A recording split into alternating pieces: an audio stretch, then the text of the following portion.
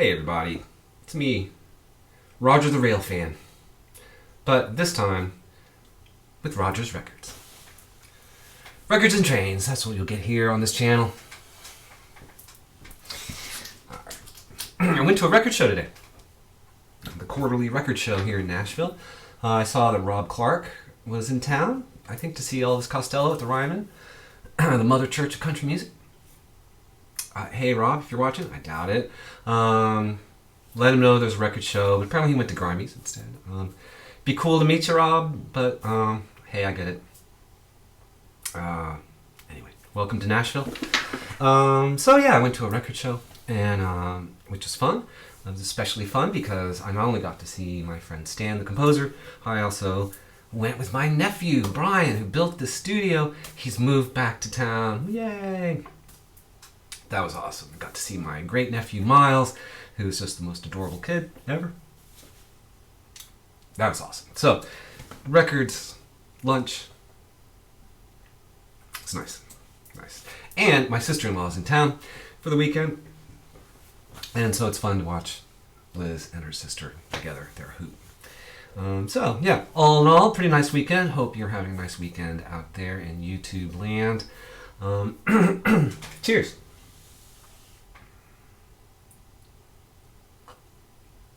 Alright, so before we get into the record show haul, I did get one record in the mail, and that is the new Sun record. The second Sun record of the year, Pyroclast on Southern Lord. And if you look, it proudly trumpets on the Obi AAA, all analog recording. Recorded by Steve Albini at Electrical Audio in Chicago. This is companion album to the previous Life Metal album, and I gotta tell you, yeah, Steve Albini is a genius at capturing sound, and he captures their sound on these records in a way that none of their other records really does, with all the texture and all that deep, rich bass, and you know, you can listen to it at like a normal volume level, and it still sounds big and huge and impressive. Yeah, great. I mean, probably not their best record, you know, they're 20 years into their career or whatever, but really good stuff, really good. Mostly instrumental, drone doom metal.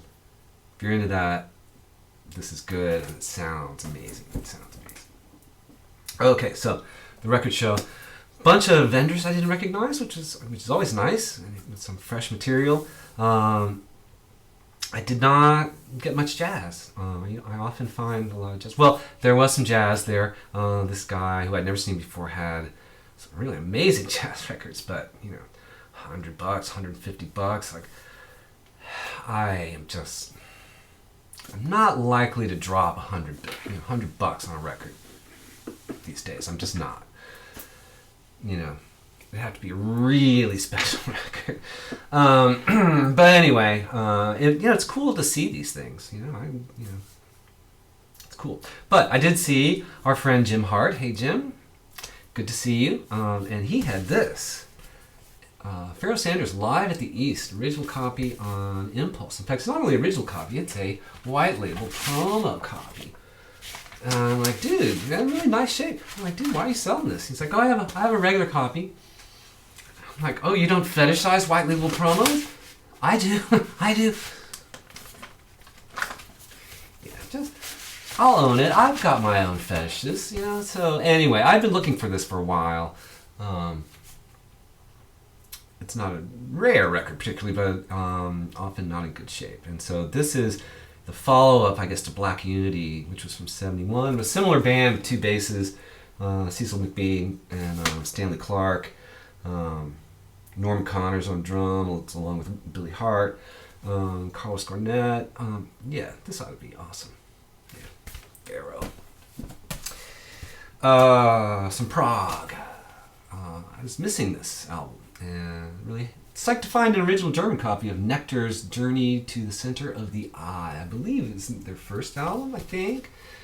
Original on Balafon, the gatefold, nice laminated cover. It has a little warp, but that's not a big deal. Yeah, Nectar. Now, what's interesting about Nectar to me is that they were a German progressive rock band from the 70s, and yet, and I guess rightfully so, they're not considered krautrock. I think for one thing, they spent most of their career in Britain. Is that right? Is that right? But also, they're just straight up prog, and they sound more British than German. I mean, this isn't Can, you know. This is more Yes than Can in the progressive rock spectrum. Anyway, I dig them. You know, it's a little lanky, but I don't know. I think they were a really cool band, and kind of an unsung band from that era. You know, because their records are not expensive. You know. Whatever. All right.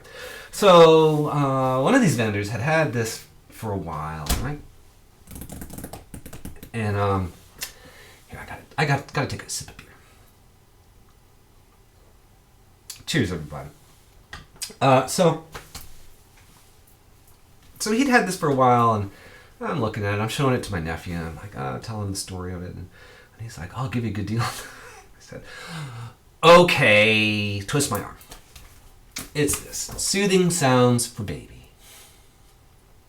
Now, I know. Well, I learned about this through the VC. Really, Soothing Sounds for Baby. Now, it turns out, you know, when I learned about it, I'm rummaging through my record collection, or my collective record collection, me and my wife's record collection, and Liz had a copy of this first volume of Soothing Sounds for Baby that her dad, the doctor, bought and played to death, apparently, or someone did, because it's really destroyed. But so what is this? This is 3 volumes of Soothing Sounds for Baby from 1964 on Epic, and this is Raymond Scott did this music.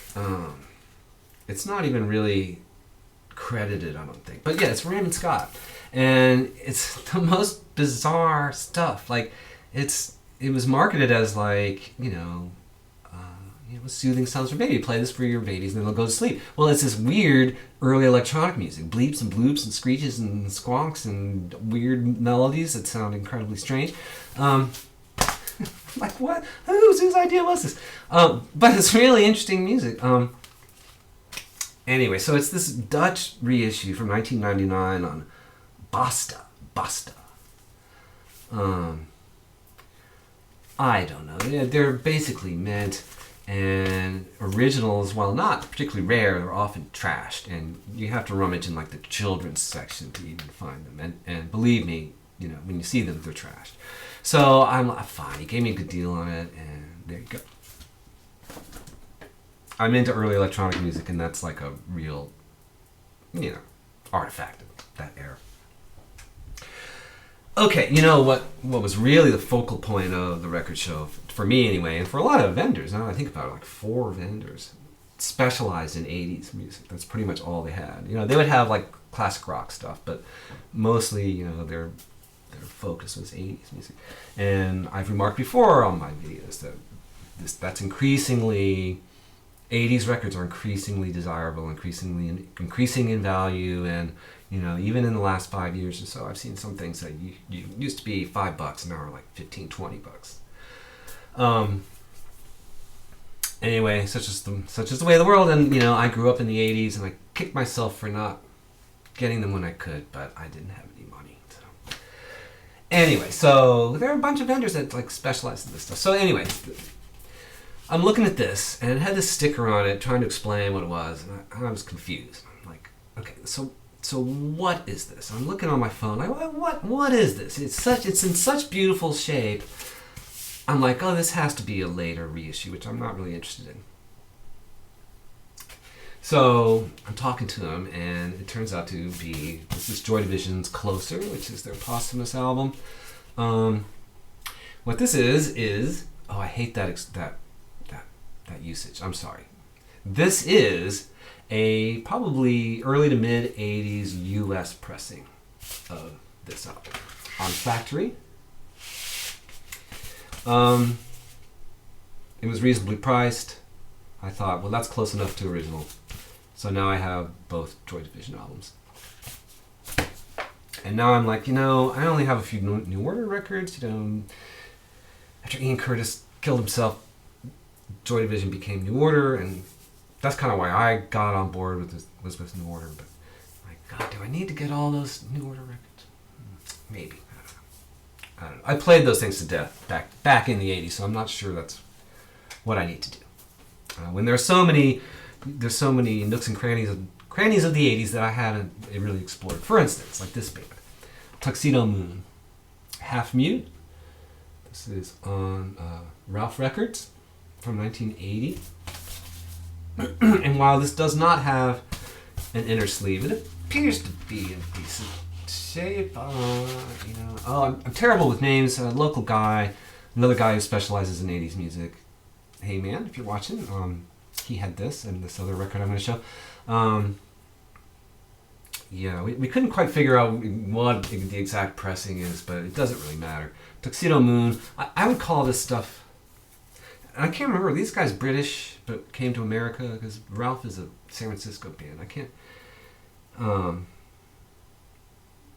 Peter Principal on bass. I would call this stuff avant pop music.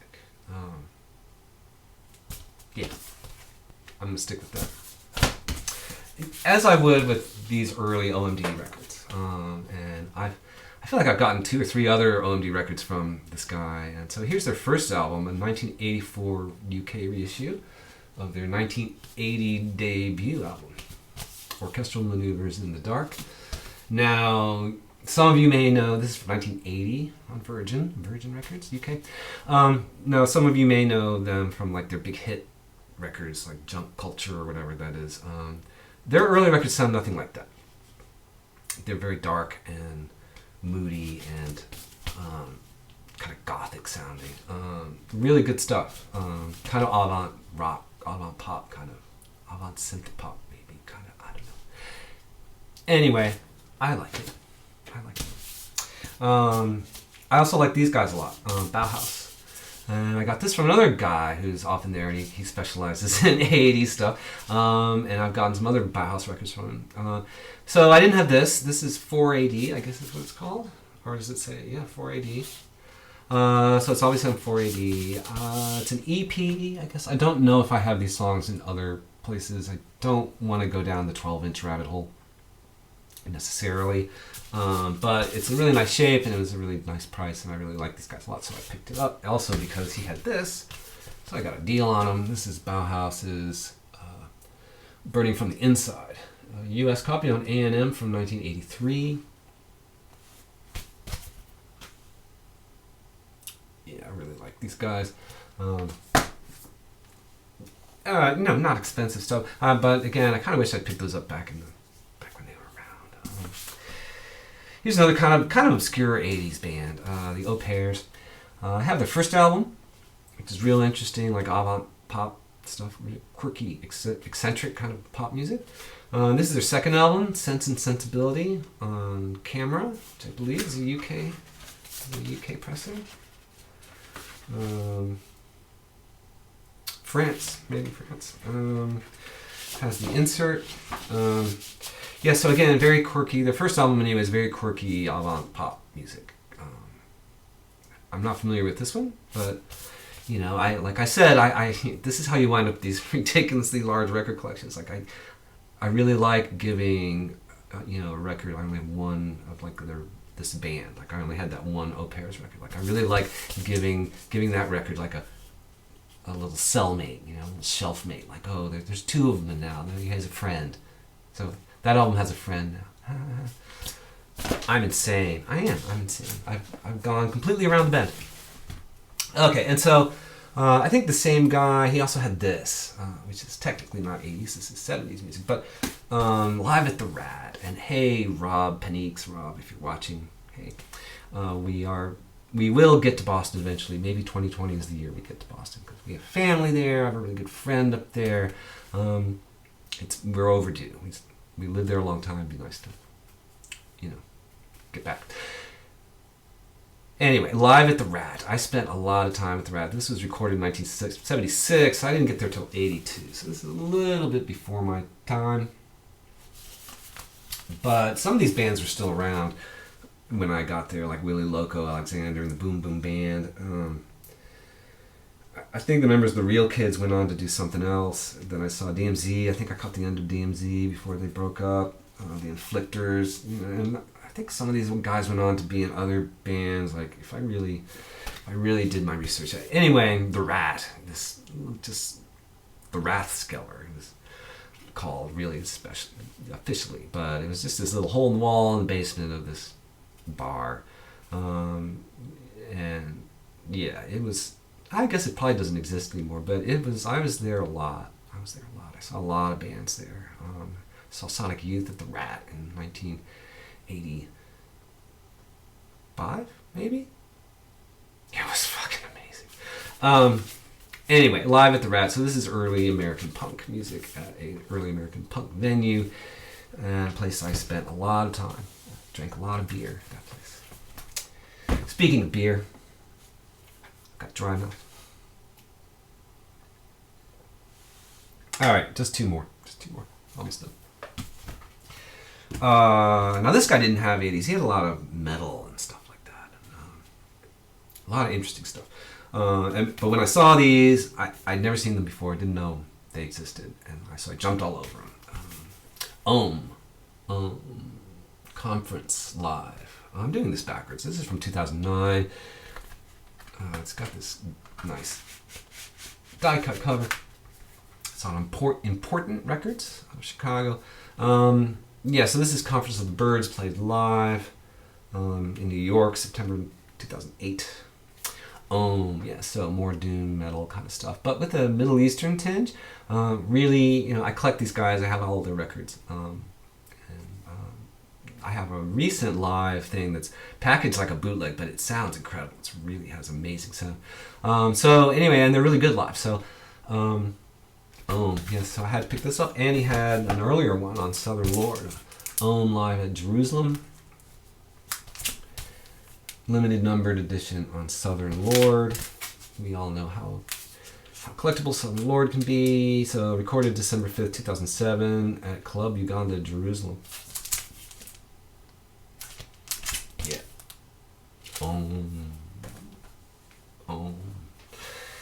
That's it. It was a good show. It's good fun. Good to see my nephew. Good to see Stan. Good to see Jim and all the other people. Yeah. I could say just something dumb about the community of records, but I'm not gonna. It's a good day. It's been a good weekend. I hope everyone out there is having a good day and a good weekend and a good week coming up. And I'll see you. Bye.